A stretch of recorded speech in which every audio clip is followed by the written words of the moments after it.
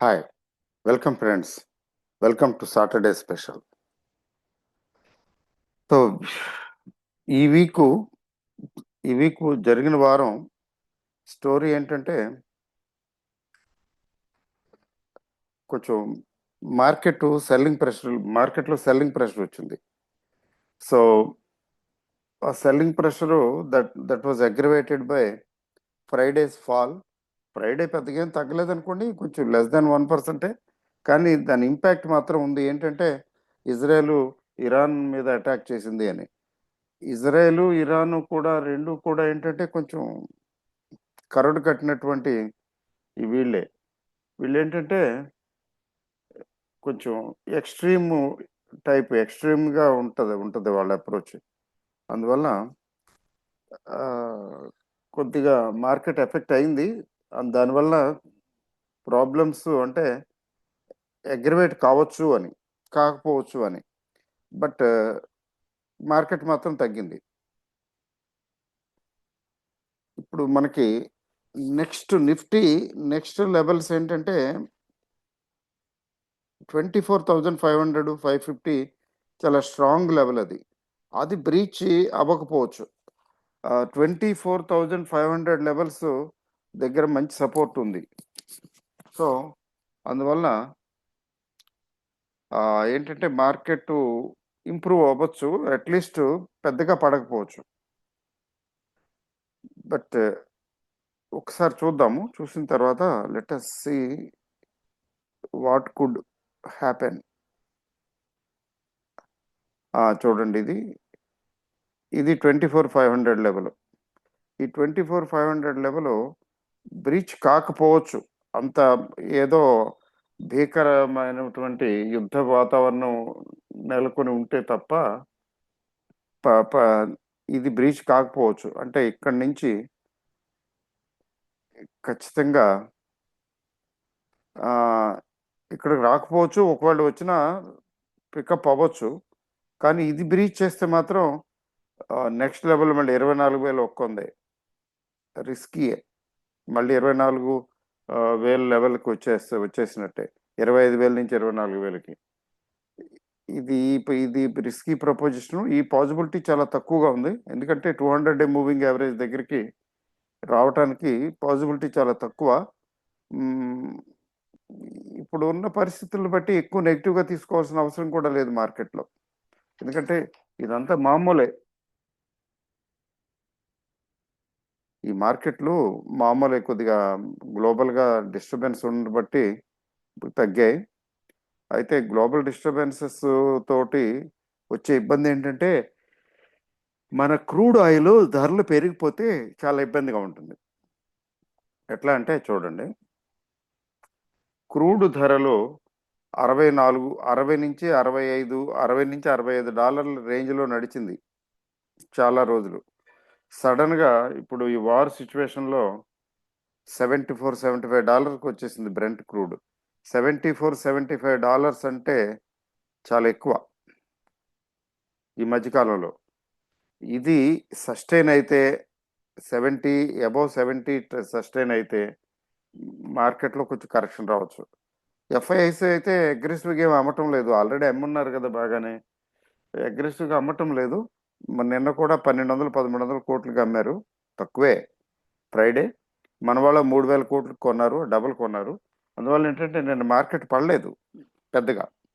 Opening చాలా 300 points దాకా డౌనే, కానీ గ్యాప్ డౌను. బట్ దాని ప్రభావం అంత లేదు. 100 పాయింట్ల పైనే రికవరీ వచ్చింది మార్కెట్లో. అందువల్ల ఏంటంటే it's not that markets are very good, but panic అవ్వాల్సిన సిచ్యువేషన్ అయితే మార్కెట్లో లేదు. So investors continue to hold. ఇది ఉంచాలా, ఎగ్జిట్ అయిపోవాలా అనే ఆలోచనలు పెట్టుకోకూడదు.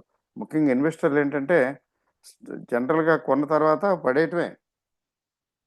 అన్లెస్ ఆ పర్టికులర్ స్టాక్కి ఏదైనా స్పెషల్గా బ్యాడ్ న్యూస్ ఉంటే తప్ప మామూలుగా రిజల్ట్ ఒకసారి ఒక క్వార్టర్ రిజల్ట్ బాగోదు. క్వార్టర్ రిజల్ట్ బాగోలేదని చెప్పి పడేయచ్చు. అంత మాత్రానికి అమ్మో పడేశారు, దీన్ని చూడకపోతే ఏదైనా ప్రాబ్లంలా ఉంది అని అనుకోవడానికి కూడా లేదు. ఫర్ ఎగ్జాంపుల్ ఫ్రైడే మార్కెట్ మార్కెట్లో నిఫ్టీ తగ్గింది కరెక్టే, బ్యాంక్ నిఫ్టీ తగ్గింది కరెక్టే, కానీ మిడ్ క్యాప్ స్మాల్ క్యాప్ పెద్దగా ఎఫెక్ట్ అవ్వాల. అంటే it doesn't mean that advance decline ratio పాజిటివ్గా ఉందని కాదు. అడ్వాన్స్ డిక్లైన్ రేషియో కొద్దిగా నెగిటివ్గా ఉంది. అంటే 4:6 40% 60% రా ఉంది. అంటే 40% షేర్లు పెరిగితే 60% షేర్లు తగ్గాయి. కొద్దిగా నెగిటివ్గా ఉంది. But it doesn't mean that things are going beyond control. అదేం కాదు. ఉమ్, తర్వాత ఇంకోటి ఏంటంటే వాలటాలిటీ ఇండెక్స్ కొద్దిగా బాగా తగ్గింది కదా, కొద్దిగా పెరిగింది. ఫియర్ కొద్దిగా పెరిగింది. ఫియర్ పెరగటం స్వాభావికం, న్యాచురల్. బాగా తగ్గింది కదా, దాన్ని కూడా పెద్ద నెగిటివ్గా తీసుకోవాల్సిన అవసరం లేదు. ఇప్పుడు ఏమైనా కొంచెం ఈ మార్కెట్ మండేలోగా ఏదైనా కొంచెం పాజిటివ్గా వచ్చిందనుకోండి న్యూస్, కొద్దిగా, లేదా యుద్ధం కంటిన్యూ కాలేదనుకోండి, అలాంటిది జరిగితే మార్కెట్ రేపు గ్యాప్ అప్ ఓపెన్ అయ్యే అవకాశం ఉంది మండే. ఎందుకంటే నథింగ్ పెద్ద సీరియస్గా తీసుకోవాలి. అందులో ఇజ్రాయెల్ చేస్తే యుద్ధం చేస్తుంటే మార్కెట్ మరీ సీరియస్గా తీసుకోదు. ఎందుకంటే ఇజ్రాయెల్ రోజు యుద్ధం చేస్తూనే ఉంటుంది కదా. ఇజ్రాయెల్ పని ఏంటి? రోజు యుద్ధం చేయటమే. రోజు యుద్ధం చేయటం తప్ప వేరే పనే లేదు ఇజ్రాయెల్కి.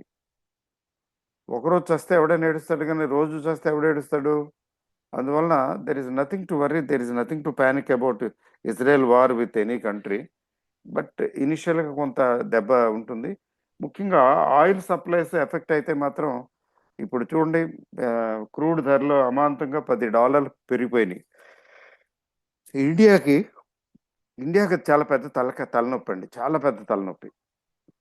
మన డెఫిసిట్ బడ్జెట్ అంటే ఫిజికల్ డెఫిసిట్ భయంకరంగా పెరిగిపోతుంది. తర్వాత it may affect inflation also. Inflation కూడా పెరిగే అవకాశం ఉంది.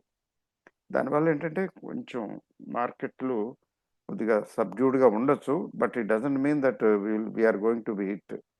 అదేం లేదు. ఉమ్, మరి లాస్ట్ వీక్ జస్ట్ ఊరికి ఐడియా కోసం చూద్దాం ఎట్లా ఉంది. కొద్దిగా తగ్గాయి కదా వీక్లీ.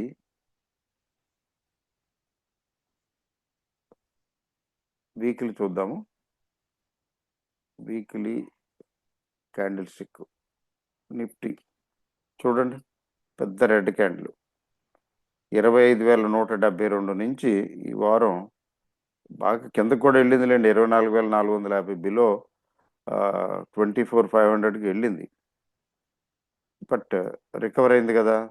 ఫైనల్గా 24,700, అంటే 25,172 నుంచి 700, అంటే 500 పాయింట్ల పైనే తగ్గింది కదా.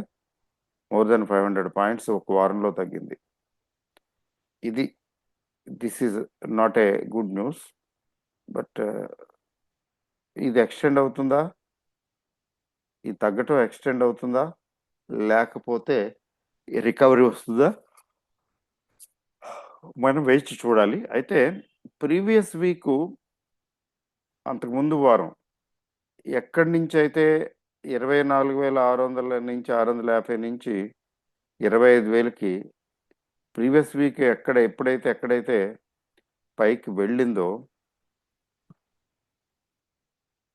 అంత దిగువకి రాలేదు. అంటే ఇంట్రాడేలో వచ్చింది, కానీ క్లోజింగ్ దానిపైనే క్లోజ్ అయింది. అంటే కొంచెం హోప్ ఉంది. ఏంటి, పెద్దగా పడకపోవచ్చు మార్కెట్ అని. పెద్దగా పడకపోవటం అంటే కొంచెం రికవరీ రావచ్చు అని. యాక్చువల్గా ఇది పీక్ 25,200 అనేది ఈ మధ్యకాలంలో పీక్. అది అక్కడి నుంచి పీక్ నుంచి ఒక్క వారంలోనే ఆ సేమ్ వీక్ 24,700కి వచ్చేసింది. అంటే కొంచెం ఒక 500 పాయింట్లు గట్టిగా తగ్గింది. సో కొంచెం బ్యాలెన్స్డ్గా ఉండాలి. బ్యాలెన్స్ ఉండటం అంటే తగ్గటానికి పెరగటానికి పాసిబిలిటీస్ రెండింటికి ఈక్వల్గా ఉన్నాయి. అందుకని మనం డెఫినెట్ స్టాండ్ తీసుకోలేము తగ్గుతుంది నెక్స్ట్ వీక్ లేదా పెరుగుతుందని. మిక్స్డ్గా కూడా ఉండొచ్చు. Let us see. But global developments మెయిన్గా డిసైడ్ చేస్తాయి. ఇంటర్నల్గా ప్రత్యేకించి ఏమి లేదు, కానీ global developments, war situation, and other countries how other countries react, ఇవన్నీ కూడా ది విల్ కాంట్రిబ్యూట్. ఓకే, అదండి విషయం. కాబట్టి there is nothing to be panic అవ్వాల్సిన పని ఏం లేదు. మెయిన్ స్టాక్స్ తీసుకున్నట్లయితే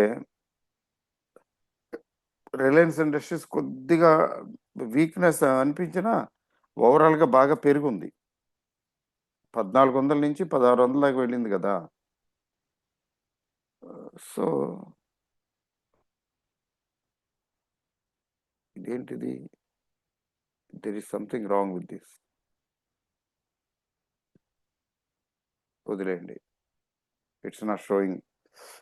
బట్ ఎనీవే, ఇప్పుడు డాలరు కూడా పెరిగింది against Indian rupee. Dollar, pound, euro అన్నీ పెరిగాయి.